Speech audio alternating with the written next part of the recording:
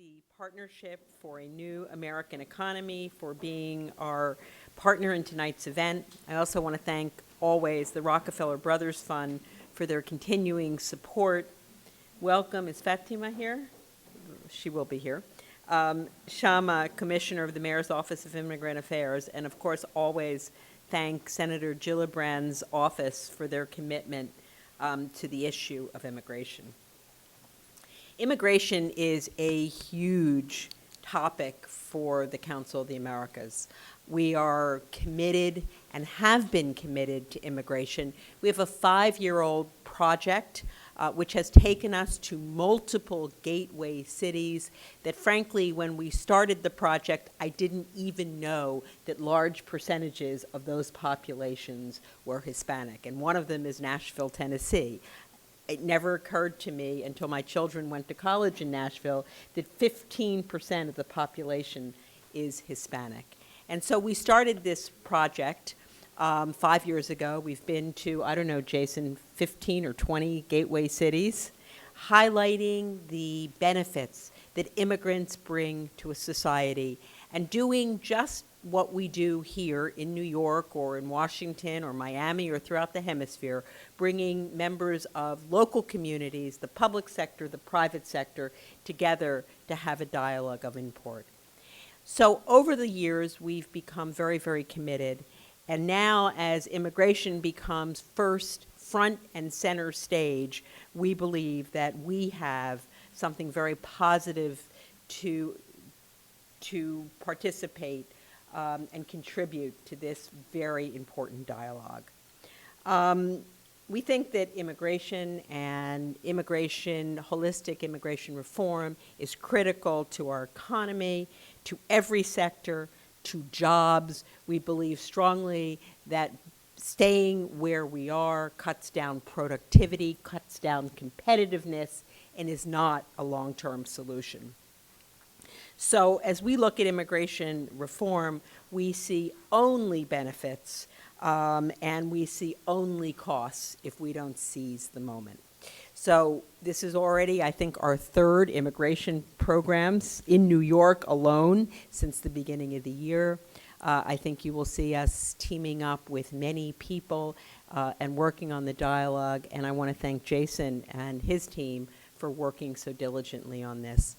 This is, as I said, a very, very important issue, and with that, I want to pass it to Jason. Thank you very, very much. Thank you very much, Susan.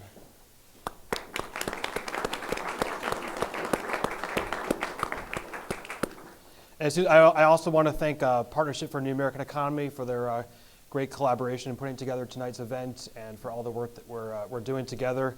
And I also promised that I would note that just last week, the partnership helped to launch the March for Innovation, which is a virtual march on Washington with the leaders of technology and innovation companies working to get immigration reform passed. So if you haven't checked it out yet, I believe it's kathymarchforinnovation.org. So go check it out. You have the panelists' bios in front of you, so I don't need to read through everyone's bio, but I want to briefly introduce our panel. To my left is Chris Conde, who is the former president and CEO of SunGard, and actually, I believe, wears many different hats in addition to that on a daily basis. To Chris's left is Kathy Wild, the president and CEO of Partnership for New York City, which I'm sure folks here know very well. Kathy's also a key supporter of the March for Innovation and many other efforts that the mayor is doing in this regard, and a real leader in New York City. Tony Del Pino, a partner and global co-chair of the Latin America Practice Group at Latham Watkins, and Tony is also a member of the ASCOA board. And David Kallick, who's the Senior Fellow and Director of Immigration Research Initiative at the Fiscal Policy Institute. So we have a great panel, a great discussion tonight, and I want to thank everybody here for coming out tonight. We also had a last-minute cancellation. We had a confirmation that Jagdish Bhagwati was going to be our keynote speaker. With the weather, he then canceled late yesterday. So we hope to have him here at a point in the future. We're here tonight to look at in depth at why immigrants, both high-skilled and I'll use the word actually essential hands rather than low-skilled. Both high-skilled and essential hands are critical for our economy, and why immigration reform is critical for our economy. As Susan said, we care deeply about getting this message out and about looking at how reform can draw on the combined economic power of immigrants which has been the subject of a series of fact sheets from the ASCOA, along with the regional implications of immigration reform. And as we all know, furthering U.S. competitiveness in the global economy really depends on access to talented individuals, and reform is paramount here. So there are three big elements when we look at comprehensive immigration reform.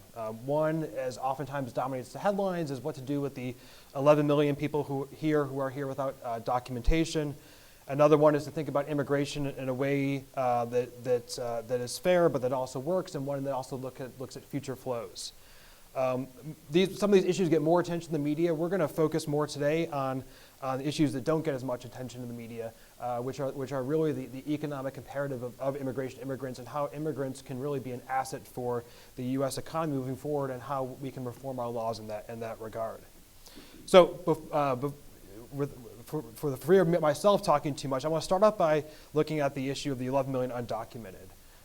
And looking at what the problem is with having 11 million people who are here without documentation, less from a social point of view, but more from an economic point of view. These are people who are here who are working, they're contributing to our economy, but they're doing so without the permission to work. And I'd like to ask our panelists what they see insofar as a potential solution for the undocumented that might come out of comprehensive immigration reform. And to start off, actually, I'd like to turn to Kathy in the center. If you could explain a little bit about, first of all, I guess, why this is so important a partnership for New York City, and also what you see as our potential solutions insofar as the undocumented coming out of immigration reform. Well, obviously, the immigration and immigration reform issue is essential to the partnership because we represent New York as a global business center, as part of the global community, the international business corporations doing business here, and the smaller businesses that would like to be doing international business. But access to talent and the mobility of talent have become huge obstacles as the U.S. immigration policy has become more and more restrictive. So in New York City, and for international business, New York business, this is a #1 economic issue. Other countries are eating our lunch when it comes to attracting global talent, attracting business operations that where they can bring people in and out of their country easily from all over the world, and so they're actually locating operations, taking them out of New York, putting them into places that are easier to deal with. So when you get to the issue of the 11 million immigrants who are here but not legal, from the business community standpoint, it is really a problem that has to be solved because it's an obstacle. That and the closing the borders issue are a obstacle to fixing the larger economic problem. So just from a practical business standpoint, forget compassion or anything else. The population is a drain on the society because they can't maximize their productivity as long as they're stuck in that status. We strongly supported the DREAM Act as a business organization, and we're very disappointed because that at least began the steps toward a path to citizenship. So I think from business standpoint, we see it as the creation of a path to citizenship, dealing with the illegal situation as a practical problem that simply has to be resolved, and failure to resolve it will really damage our economy, probably irrevocably. Chris, you've as I was mentioning, you've written about how you've helped to create tens of thousands of American jobs as the former CEO of SunGard. How do you see, as an entrepreneur, innovator, how do you see this playing out? Well, I see two problems. I mean, one is the crazy roadblocks towards retaining top talent in the U.S. People that have gone through incredible technical training. But as for the undocumented, they are part of our economy. And some countries have tried yanking out entire populations. I mean, Spain tried it with the Jewish population in the early 1500s to an incredible economic damage. They're part of our economy. Kathy's totally right that they're not optimizing for the long term. They're not making the necessary investments in the education of their children, et cetera, because by being undocumented, they're focusing too much on the short term. To me, it's a question of just saying, from a practical standpoint, they're part of our economy, and they should be made legal just like everybody else. Why do you think Jeb Bush pulled back on his support for the pathway to citizenship? That is a very good question. Did he change his mind again? Recently. Did he change his mind today? Yesterday, I think? Yeah. So Backpedal, he's back to being supportive? That's He my was understanding. backpedaling, right? Somebody know? I saw him at his book launch here a couple days ago, and he was describing himself as left of center on certain issues and right of center on other issues. In the immigration? In the immigration, especially in regard to the undocumented, he was coming out in favor of the DREAM Act, but not in favor of a path. And this was on Monday, so today's Thursday, so who knows what can happen. But favoring a path to some type of temporary visa, something like a green card, he was saying, for the parents, and a path to citizenship for the children.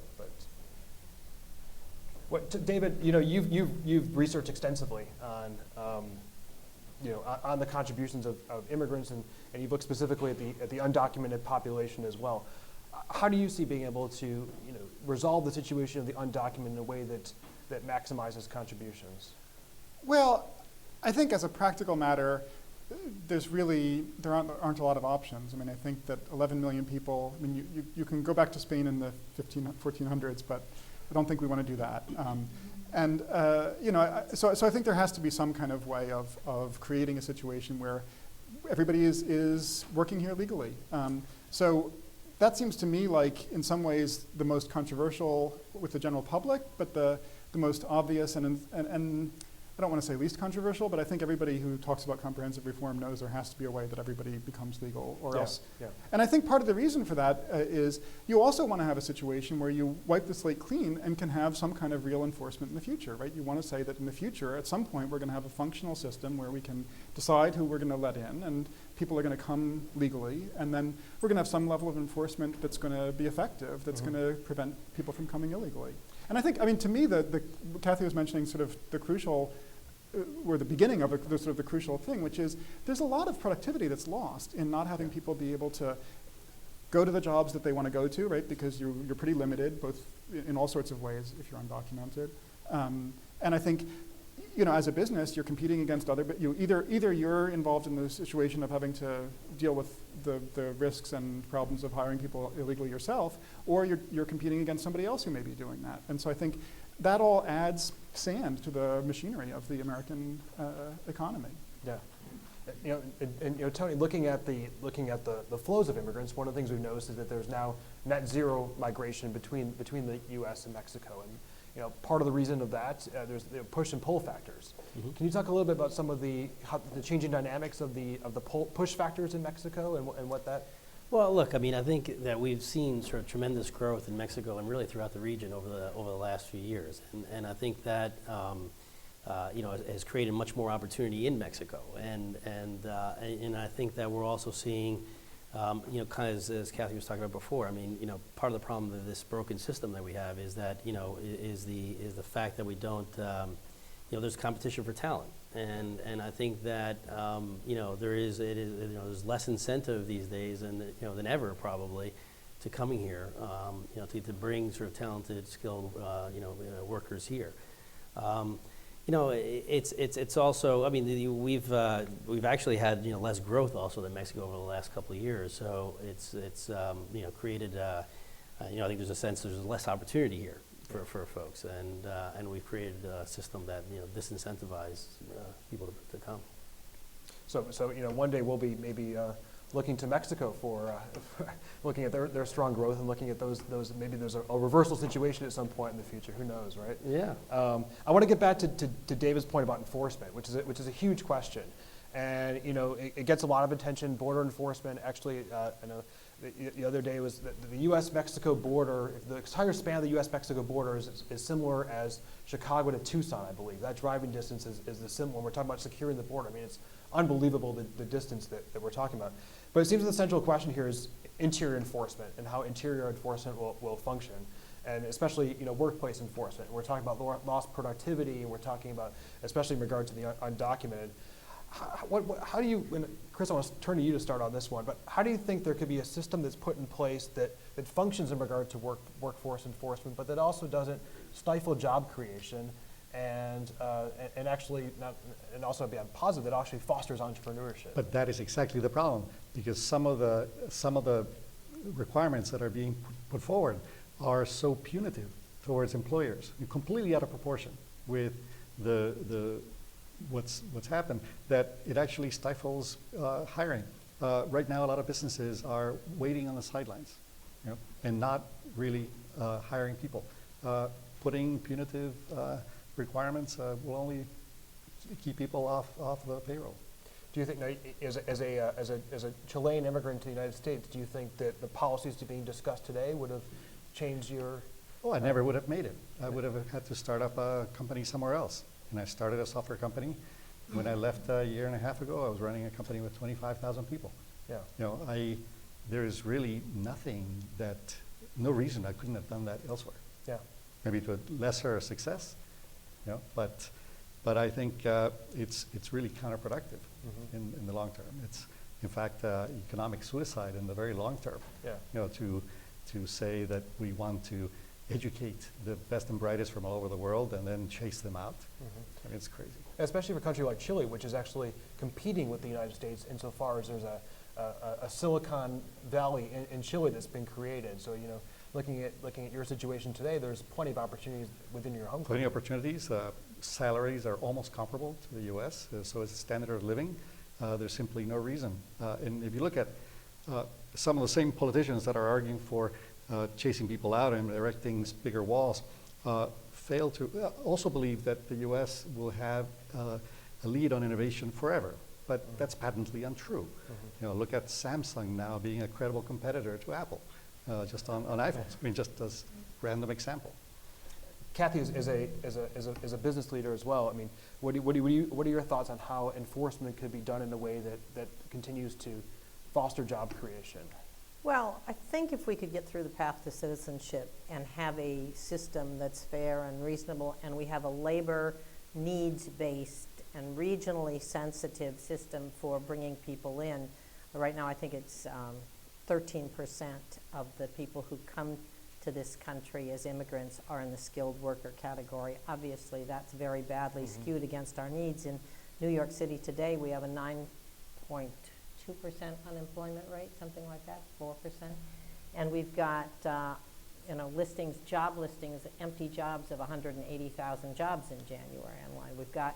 We have done a very bad job of creating a system that helps us meet our market needs. Historically, the natural flow of immigration did that, and I think that if we can set up a rational system and set up a path to legalization for those people who are here illegally, I do think that it'll be much easier to manage the enforcement system. It'll be a smaller problem, and it'll be clear that people can get the people they need, whether it's at the agricultural workers, or it's highly skilled scientists. They'll be able to get the people they need on the basis of market demand needs here.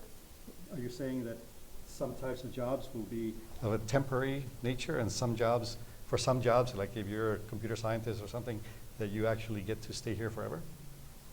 Well, I'm just saying that if we had a rational system, I think employers would be able to go along with whatever enforcement mechanism was associated with that. Today, we have no system, really, and so it's kind of Russian roulette in terms of, employers are, there is no predictable way to hire responsibly and to get the people you need.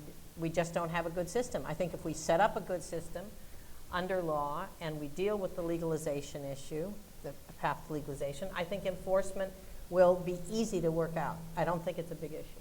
David. Yeah, I was just saying, we'll get to what the future flow should look like, but as far as the enforcement piece, I think it's right that it takes a huge amount of pressure off of it if you first of all, have the possibility of coming legally, right? I mean, you sometimes hear people say, people should have just signed up to come legally. Well, it's almost impossible. So once you make it possible to come legally, I think that does a lot, but it doesn't do it all. I think you do then have to have some degree of enforcement, and the border stuff is, I don't know, we'll leave that. I agree with you. It's like, even if you could completely secure the border, which is tricky given the size of it, you still have this big interior enforcement issue. And I think the really the only thing I've heard people talking about is some kind of workplace enforcement or some kind of a card, sort of an e-verify system. There you would come and you would have to, everybody, in fact, not just immigrants, of course, would have to use this to get employment. So I'm curious, if you think there are business issues around that. In and out of buildings in New York City. It does seem like we've gotten used to that more than I would prefer, it's true. But I would say that there has to be some kind of a pairing of immigration enforcement with labor law enforcement. Yeah. The big issue there to me would be how do you make sure that you don't just have a lot of people paying people off the books. Yeah. And I think we can do that, but I think it does mean figuring out how do we get back to where we have in the past been in the country, where you have some kind of a regularized system of labor law enforcement. So people are being paid the minimum wage, being paid, as they're appropriately being paid on the books and so on. And that'll be a big benefit to the, regularizing the fiscal situations, paying workers' comp, paying unemployment insurance, the whole, things should work the way they're supposed to. I want to dig a little bit further into what that system should look like. Tony, I want to give you a chance to jump in. How you see enforcement working in a way that would. Well, look, I think to some extent I'm going to echo what Kathy and David said, that I think when you create a rational system, which we obviously don't have right now, that does take some of the pressure off of enforcement, because you do have a mechanism to bring people to jobs that are needed, and I think that will help a lot. It's a difficult issue. I read the other day that we have spent over the last 2 decades something really crazy number, something like $180 billion in enforcement measures, and it's just it's shocking when you think about that and how kind of an impact that has on the overall economy. Yeah.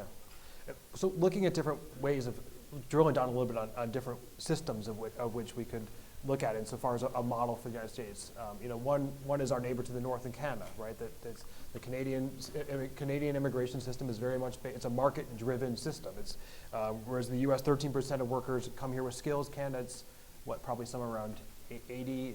It's pretty much a reversal of that number. Is that something that we should look at? And how do you kind of square that with also kind of the traditional values of the Statue of Liberty of us being a beacon for the tired and whatnot globally? Well, the current immigration policy has nothing to do with the Statue of Liberty. Fair enough. I think that was a long time ago. Fair enough. But let's go back to the market-driven approach. And should we be looking something like the Canadian model? There's also been the talk of a visa system that's a demand-driven visa system that with the numbers fluctuate on an annual basis. Well, the other thing that Canada has that would be very important here is a regional system where needs are based on local economic and regional needs and adapted accordingly, that they're flexible, that people can relook at it. And so I think that kind of thing, if they just set up one national council and they do something pro forma, I don't think that's very helpful. I think this has got to be an integral strategic part of our country's economic development policy. And whether you look at tourism situation, everybody was complaining that people from Brazil and China could not get visas. So a year ago, December, the Obama administration put an extra effort into getting Homeland Security and state to provide an accelerated visas. And Bloomingdale's, Tiffany's, everybody saw the numbers shoot up in terms of tourism, revenues, numbers. The biggest issue right now, we're trying to grow New York City as the center of the new 3D printing industry. The first company to come here, company called Shapeways, which is now set up in operation, has 40 or 50 employees in Long Island City. They're from the Netherlands. The hardest thing about setting up a business in New York wasn't getting their venture capital or anything else. It was getting their visas and their green cards, which was a nightmare and took years. So we are creating barriers, huge barriers, to economic activity that we really need for our economy to function. And if we look at the model of a country that's had this very restrictive immigration policy for many years, it's Japan. And they've got 30 years of a totally stagnated economy and all the other demographic problems going with that, because they didn't fix their immigration policy. And we're going to be in the same shape. We've now had at least 12 years of a lousy policy, and if we don't fix it, we're going to have a stagnant economy. Yeah, no, it's an excellent point, especially when you look at demographic trends in the United States as well. we need immigrants to be able to pay for Social Security for the immigrants. A third of our small businesses in the city are owned by immigrants. What, 40% of the Fortune 500? Almost 48%, we said, I think, of small businesses in the city owned by immigrants. Yeah, it's huge. Yeah. I worry about an overly punitive verification system, about what it will do to those small businesses that actually are the engine of new employment across the economy. Well, that's a question as well. I mean, when you look at employment, going back to employment verification, thanks, Chris. There's small business, especially really small micro businesses. How do you construct a system so that the small businesses, which are the real engine of growth, are able to comply with the system and do it in a way? A lot of small businesses don't even have access to the internet. So then how do you? But I think we have to take an 80-20 approach, because no system that we create will be foolproof. I mean, we have DMVs issuing driver's license, yet count how many college students have managed to have a different driver's license just so you can buy beer. Yeah. And so, David, fiscal I think policies. those are mostly fake drivers. I might have had one of those one of these days. David, the fiscal policy institute has done a lot of research on immigrants and economic growth. Kathy mentioned some great numbers about small business creation and immigrants, and especially when you look at immigrants overall, Mexican immigrants particularly are the biggest driving force of small business growth. How do you see immigrants? The future flow of immigrants and how to construct that to be able to contribute to construct economic growth. Well, one thing I often think about is a report we did in 2009 looking at the 25 largest metropolitan areas in the country and immigration there. What you could see there well, a couple of things you could see there. One was that half of the immigrants in 25 metro, more than half of the immigrants in most of those areas were white-collar workers, which is something that didn't surprise our economic advisory panel at all. In fact, they thought it was hardly worth mentioning and stunned the press. It was the front page story in the New York Times about it. Because I think people have this misimpression of where immigrants are working. That's all somehow those people you see day laborers on the street or something like that.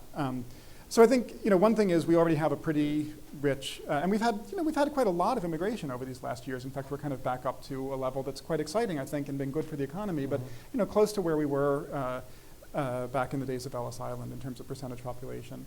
The other thing we saw there was this really close connection between economic growth and immigration growth. And I think, again, that was not surprising to the economists in our group and was surprising to, I think, the general population, that you can see in the metro areas where the economy was growing quickly, now we're looking 1990 to 2007, sort of peak to peak, and where the economy was growing quickly, immigrants were coming, and where the economy was not growing, it wasn't, people were not going there.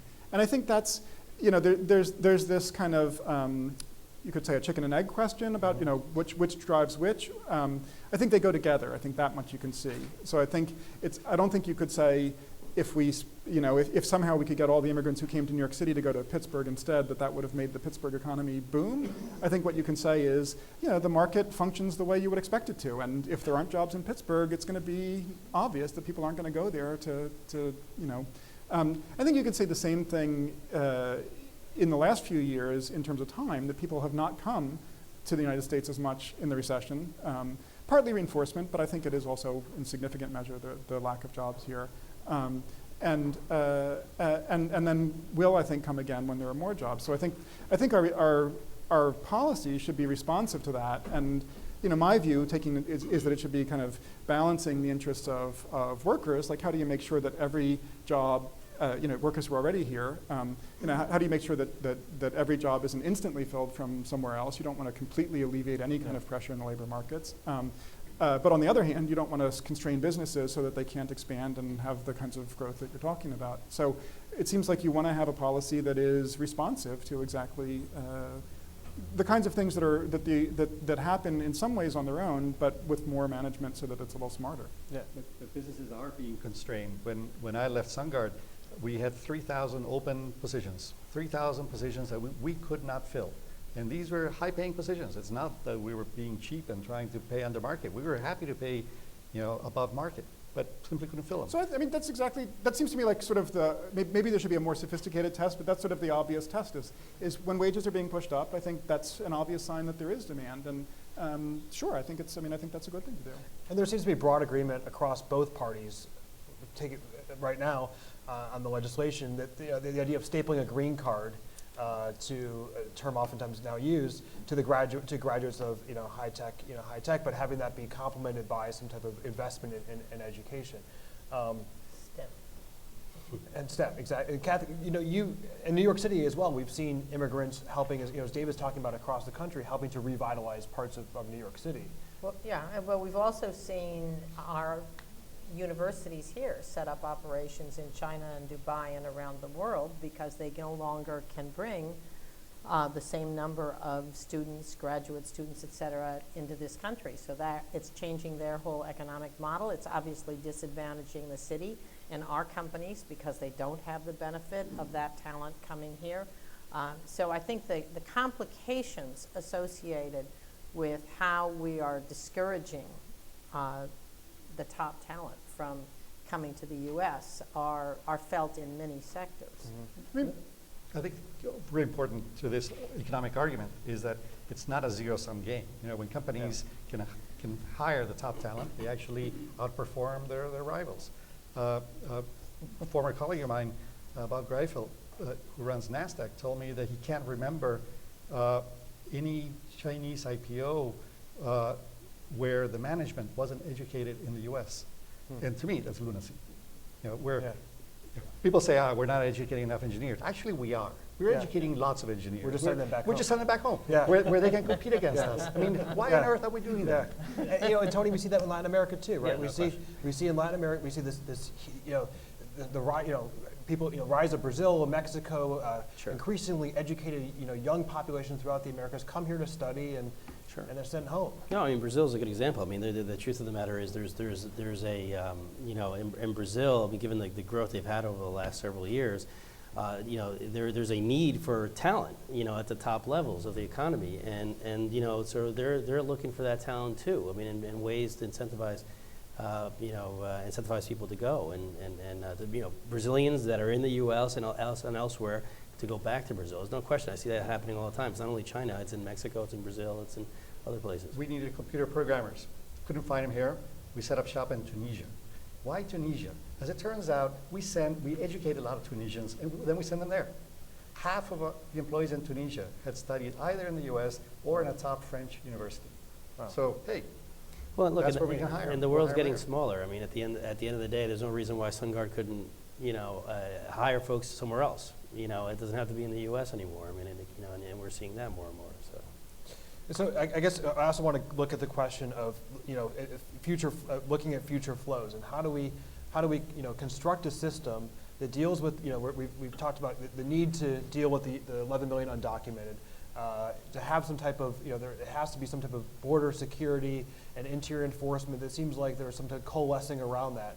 But then going back to we don't want to put ourselves in a situation of 1986 of thinking that we solved the problem and then years later we realize that, oh gosh, we don't have the immigrants that we need to for the economy to grow, and oh gosh, look at all these people who are living here and working, contributing to our economy and living in the shadows.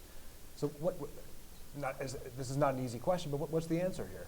Well, again, I think to the extent you can bring it down to a regional level rather than trying to solve these problems all on a national basis, it will be a lot better. And to the extent that it's flexible, like they have in Canada, where you can opt in or opt out of the national policies, you can tailor to the provinces can tailor to the needs of their own economies. I think that's really the key. Yeah. If it were part of our state and regional economic development policy, one, we'd have much better partnerships between industry and labor to be able to inform where the needs were and what they were.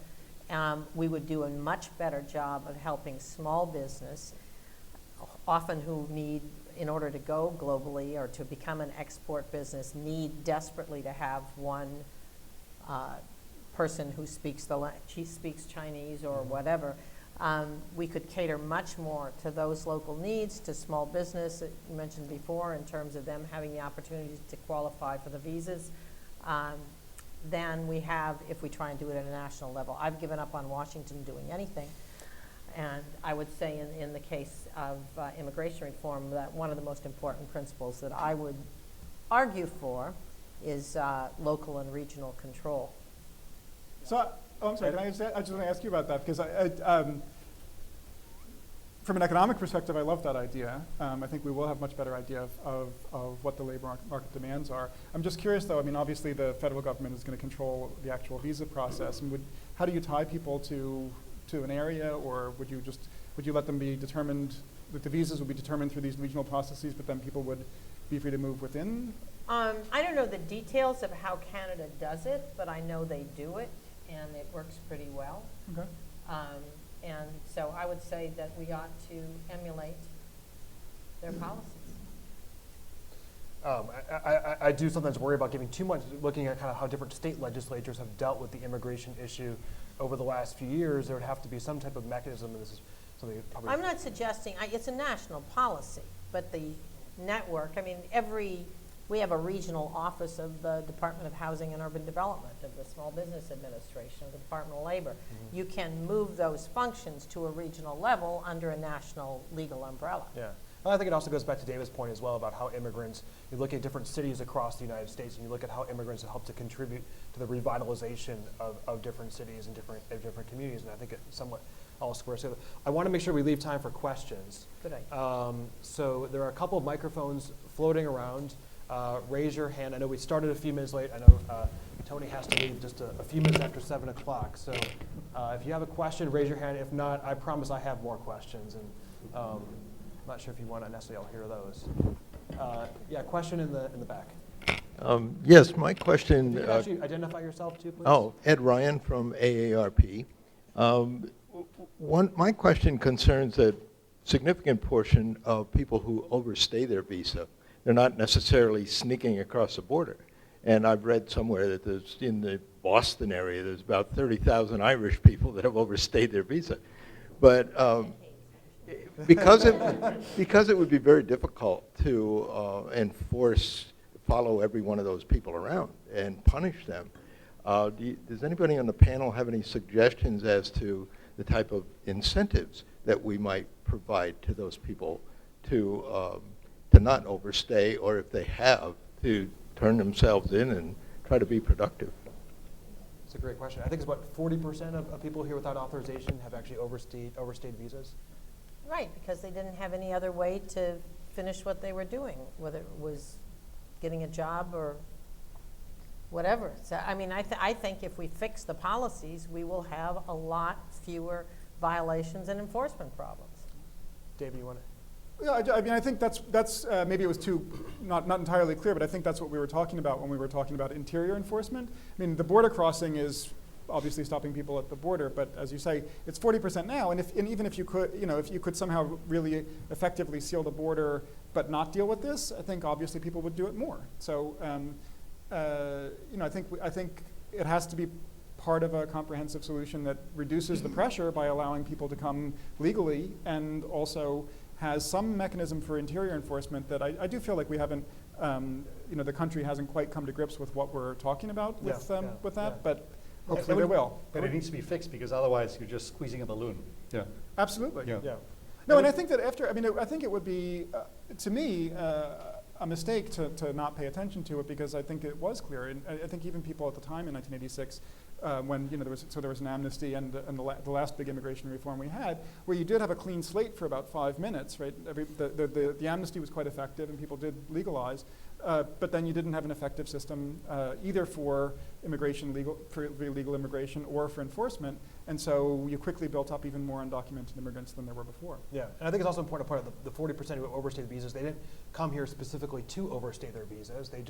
They came here on legal visas, and it was difficult to work through the process. I mean, there's a big gray area there insofar there's some kind of misunderstanding. There's no easy fix, but I think Kathy, you hit it that there is no.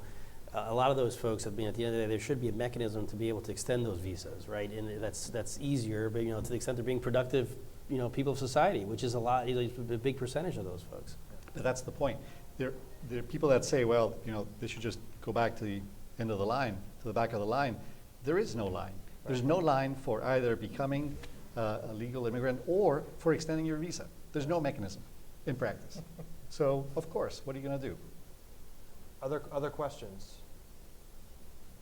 Yes. Heath Brown, Seton Hall University. One of the aspects of the educational piece of this is a funny part of the visa system, which is called the intent to return provisions of getting a student visa, where you have to pledge that you're intending to go back home after you get your degree, despite the fact that once you get the degree, everyone wants you to stay. I wonder if anyone's thought about whether there's any political movement or possibility of changing those provisions so that the first step of getting the visa isn't the first step of coming home, it's an encouragement.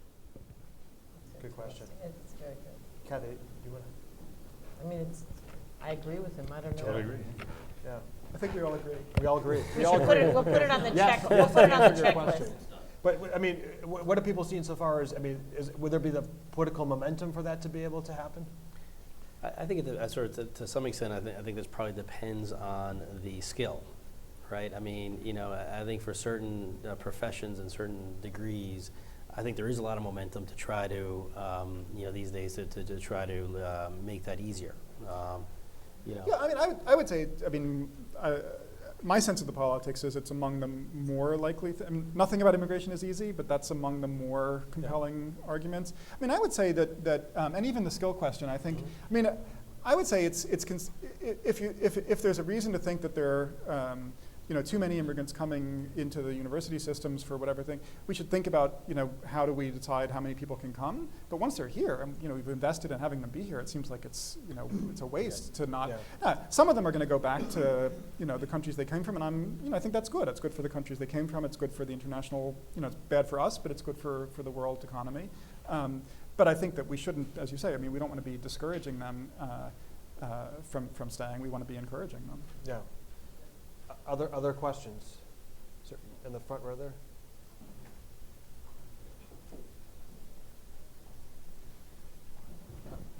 Fourth one. Thank you very much. I think the fundamental Identify premise. yourself, please. Oh, I'm sorry. Dario Campos of the Brazilian Consulate. Thank you. I think the fundamental premise is that the immigrants have remarkably contributed to the growth of the American economy. There is no question about that. The contending parties, Democrats and Republicans, will debate the issue in order to legalize those who are here already. I think they will take into account, they will have the lucidity to take into account, for instance, analyzing the Canadian model, which is excellent for Canada, of course, based on the needs of the market. And there will be, of course, compromise. And I think the propensity will be to legalize as many as possible, but consider or taking into account those who have professions of the highest demand in the market, highest needs. And especially in the case of Brazilians, for instance, I should point out to you that there are many Brazilians who build small enterprises or great enterprises, hiring other immigrants and paying tax to the American economy.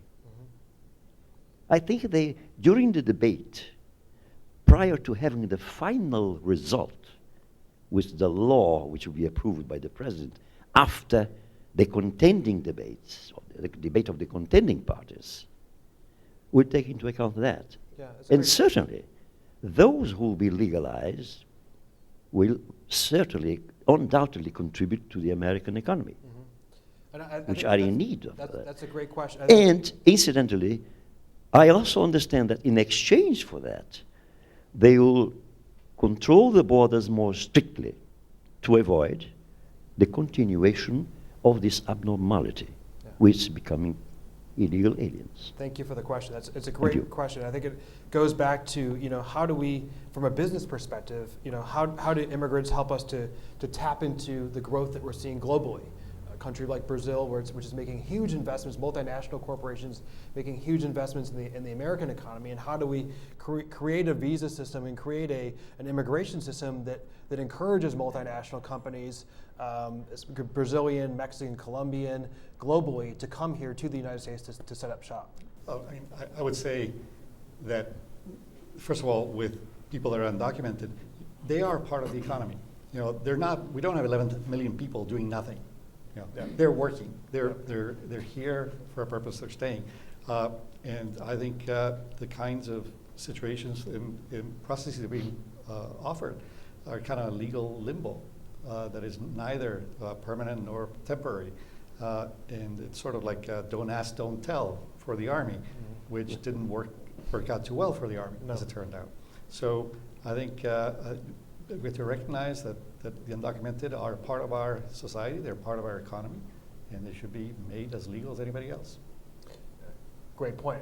And I also want to ask about the question of how do we create a system that helps us to tap into global growth, America's growth, getting companies to bringing jobs to the United States because of our immigration system. Well, I mean, to some extent, we've been in the pole position, right? Because we have, we continue to have a lot of people come and study here, and want to be here. I mean, there's tremendous opportunity in this country, and I think that the issue is that, by creating these quotas and these limits and these, this red tape in order to allow people to stay and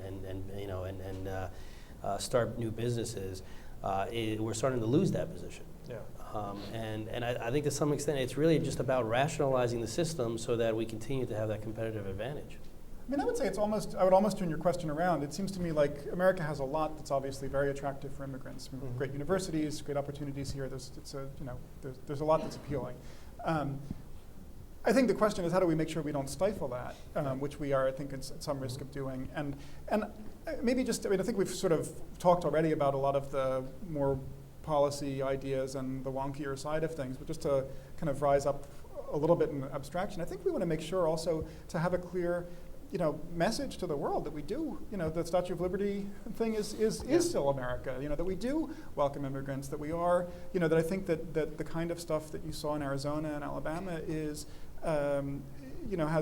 raises lots of questions about civil rights and so on, but it raises lots of business concerns also, I think, about what's going to happen in those places. Is it going to be, in fact, I mean, I don't know if you want to say, you were telling me earlier about your own business in Arizona. Well, I mean, we ended up scaling back dramatically in Arizona and Alabama by thousands of jobs. It's very hard to run a business when you feel very unwelcome. And I think politicians that make those decisions should pay the price. Yeah. So I mean, I think that making immigrants feel unwelcome in America is terrible for the economy. Yeah, and I mean, our work in these different new gateway cities all across the country in the last few years. We worked at Birmingham, Alabama. We worked the city council president there, the mayor there, and others, and a variety of other cities. Nashville, Tennessee, for example, where there was the city beat back an English-only ordinance a few years ago, and actually one of the leaders of that was Tom Orrick, from Orrick Vacuum, who said, "Hey, I never would have set up my plant here in Tennessee if English only was going to be a policy, because what it does is it tells my workers, tells my company, tells everybody that we don't want you here." So I think it is incredibly important. I want to give a moment for to start or kind of some final thoughts from our panel here. We've unfortunately run out of time. Kathy, I want to just bring it back to you in New York City, insofar as, if reform is able to pass, how do you see New York City being able to tap into that? Well, for the last decade, New York City's population has been essentially flat. And if we don't see growth in our workforce, we will not be able to maintain economic growth. So it's absolutely in everybody's interest that we reopen the inflow of immigrant talent, and that we welcome it from all over, as well as visas, as well for tourists, which is very important to New York City. We have 365,000 jobs in the tourism industry, so that's another very important piece that we're concerned about. And we have international companies that are bringing people in and out of the city who are spending money, spending time here, the students, the universities, and our economy, without a strong, open and flexible immigration policy, will simply not function. And how do people look? What do people see as the final question insofar as where things stand right now in immigration reform? Are people optimistic, or do people think that I know that's we're talking about the economy, but that's I'm a little more optimistic than Kathy. you're a little more optimistic. About- Quick, getting done. David, how are you feeling? I'm pretty optimistic. It's the best time we've seen in at least 5 years. I think there's some real political pressure and I think it's a good moment. So I am optimistic. We had this week Valerie Jarrett, the senior advisor to the president, for lunch, and she was very specific about that the president is tooling up and going to really make an all-out effort on the immigration reform piece, and our conversations with the Republican leadership in Congress have actually been very hopeful in that regard. So I do think that there's more and more pressure building around the country. There's the folks in Texas, which is about as far from New York politically as you can get, are just as eager as we are to get a comprehensive reform program through. And that gives me hope that maybe we'll get something done. I'm extremely hopeful, despite my negative comments along the way. It wasn't that long ago that immigrants were seen as entrepreneurs, were seen as a positive addition to communities. It wasn't that long ago that people thought of immigrant communities as positive and a new source of energy for the entire country. That wasn't so long ago. So we can go back to that. Yeah. I'm very hopeful. And that's just to wrap up. That's a role that we here at the American Study Council of the Americas will continue to play insofar as showing the importance of immigrants to our economy, the importance of immigrants for our competitiveness globally, regionally, and also the importance of immigrants for North American competitiveness, frankly. And I know that's something that the Partnership for New American Economy, our partner in this program, has done an excellent job of bringing on a great. We should say Mayor Bloomberg has organized mayors across the country from 100 cities, right? And we've got CEOs from across the country, so this is just not a New York effort. And we are going to be pushing that, hopefully from the grassroots, from mayors and businesses and workers from across the country. And organized labor now is partnering with the U.S. Chamber of Commerce to get this done. Yeah. So if we can't do it now, we'll never do it. Yeah, that's a great point. And we'll continue. We continue. We have various meetings in different new gateway cities over the course of the year, especially cities. We're going to be in New Orleans early April, so especially cities where there are potential swing votes on this issue and raising the importance of immigrants and immigration reform for the economy. So again, thank you, everybody. Thank you to my colleague, Rich Andre, who helped put tonight's program together. Thank you. Susan, thank you, Partnership for New York Economy, and thank you especially to all of our panelists for being here.